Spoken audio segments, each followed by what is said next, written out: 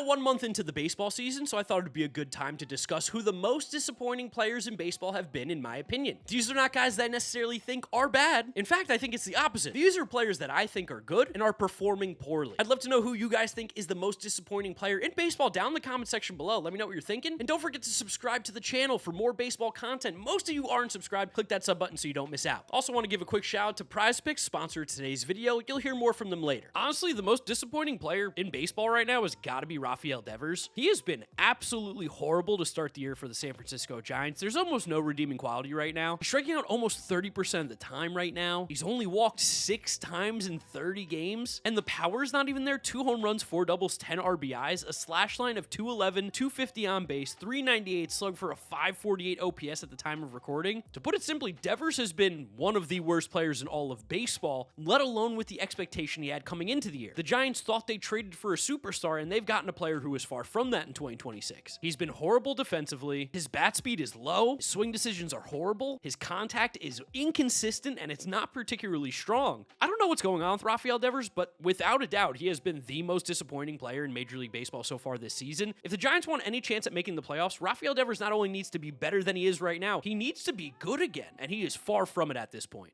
Kind of crazy. Next up, I gotta put my Mets bias away. Bichette has been incredibly disappointing. Bichette was brought in on a massive contract this offseason, paying him $40 million a year to play third base. While defensively, that really hasn't been an issue. He's been completely fine at the position. At the plate, he has been so bad. We haven't seen Bichette play this poorly since 2024, where he had a below 600 OPS in 336 plate appearances. His swing decisions are some of the worst in the league. His chase rate's unbelievably high. He barely walks. He's not barreling up the baseball at all. Everything's the opposite field, no pull power, not hitting the ball in the air. These are not things that the Mets expected to see from Bichette. And early on in the season, when they've been arguably the worst team in baseball, it's hard not to look at a guy like Bichette and wonder what is going on. He was brought in to be in the middle of the lineup, driving runs, and he's not doing that. He's now at the top of the order, and he's not even getting on base. I think Bichette will get out of this eventually, but I can't lie to you, he's been unbelievably disappointing. But first, I want to give a quick shout out to today's sponsor, PrizePicks, America's #1 sports picks app. Use our code HMA to get $50 instantly as soon as you play your first $5 lineup. So click the link in the description, download the PrizePicks app right now, and use our code HMA to get in on this offer. Not to mention, PrizePicks is so easy to use. Simply select more or less on a few different players, lock them into your lineup, and see how it does. For my picks today, I went with Drew Rasmussen, more than 3.5 strikeouts, which that's absolutely free. Christopher Sanchez is one of the best pitchers in baseball, more than 6 strikeouts against the horrible Giants offense, and then had a promo for more than half a point for LeBron James in his game. Need to get a win on the board here. What's also great is that PrizePicks is available in most states, including California, Texas, Florida, even New York. So click the link in the description right now, download the PrizePicks app, and remember to use our code HMA to get $50 instantly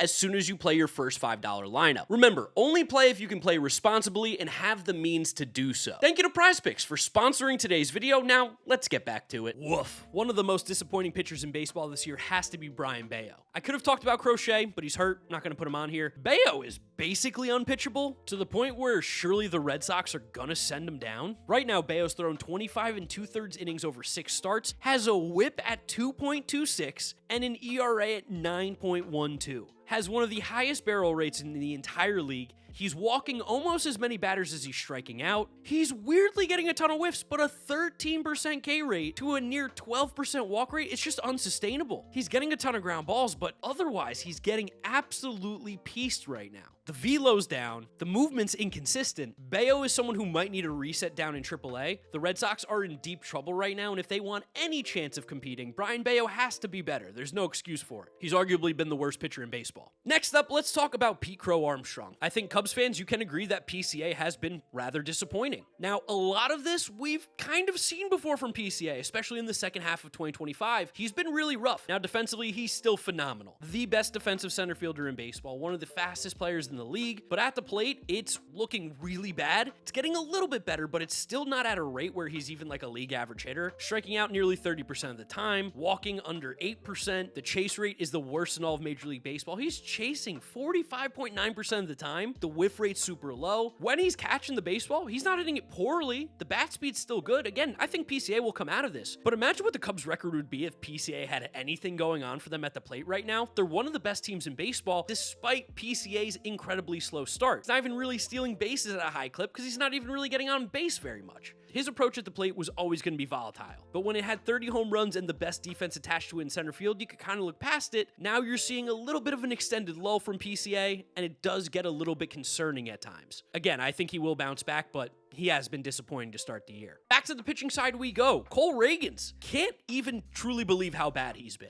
Ragans so far this year has thrown 27 innings, a 5 ERA, a whip at 1.48. The really encouraging thing is that he is still getting a ton of whiff, and he's still getting so many strikeouts, a near 30% K rate and a whiff rate around 30%. But for the Kansas City Royals, who similarly have been a very disappointing team so far this year, a big reason has been that their ace has not been a stopper at all. In his 6 starts, 1-4 record, a 5 ERA, the whip is incredibly high. He's walking nearly 16% of the batters he's facing, while also having one of the highest barrel rates in all of baseball at 17.2%. It's kind of unfathomable to think that Cole Ragans is getting hit as hard as he is. What's a little concerning to me is the slight dip in velo and the fact that he's just not getting the same movement on his breaking pitches and off speed that had made him so successful in the past, working off that awesome fastball, because the fastball still is doing well. There's just a lot going on with Cole Ragans right now that doesn't feel particularly sharp, and it could be due to the early season. Still a month in. Again, I'm not saying these guys are bad. I'm just telling you that they are the most disappointing players in baseball right now, and Cole Ragans is at the top of the list. Keep it in the American League, AL West, Wyatt Langford. Man, it feels like every year we're waiting for him to really take that huge step forward. I know it's only his 3rd season, but people around the league, myself included, think that Wyatt Langford is a stud. He's a phenomenal player. So to see him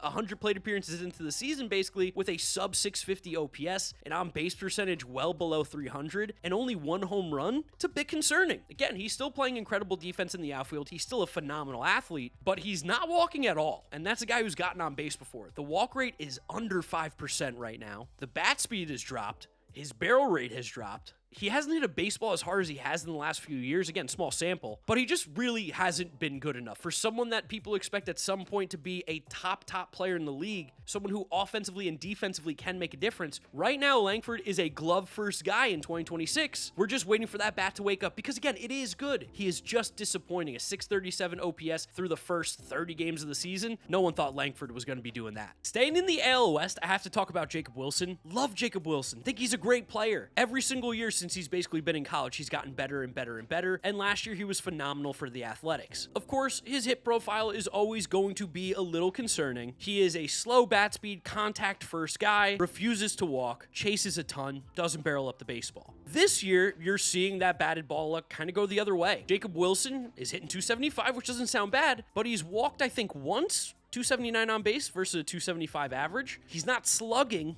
and he has an OPS at 654. Now, he is playing great defense at shortstop, but we have seen a prolonged period now of Jacob Wilson's offensive game kind of ticking downwards. And for a guy who is contact first, contact oriented, I think there might need to be a change up in how he does approach his at-bats, because if you're not hitting for pop and you're not going to be hitting like for an elite average, you got to be able to get on base a little bit more. And the fact that he has a 0.8 walk percentage for an A's team that's very much in the thick of it in the AL West, they need him to be better. A 75 WRC plus through 122 plate appearances, it's just not good enough. Wilson hit 311 last year, had a near 800 OPS, was one of the most productive shortstops in baseball offensively. The A's need him to get back to that if they want to have any chance this season. He's been disappointing so far. Let's talk about Fernando Tatis Jr. for a second. Can this guy hit the ball in the air? It is shocking how bad his numbers are this year. Tatis so far on the season, no home runs, it's May, 250 average, 323 on base, 286 slug for a 609 OPS. His barrel rate is one of the highest in the league. He's hitting the ball harder than anybody. He's playing phenomenal defense. He's still running well. He's got 8 stolen bases already, but he can't hit for any power, and that's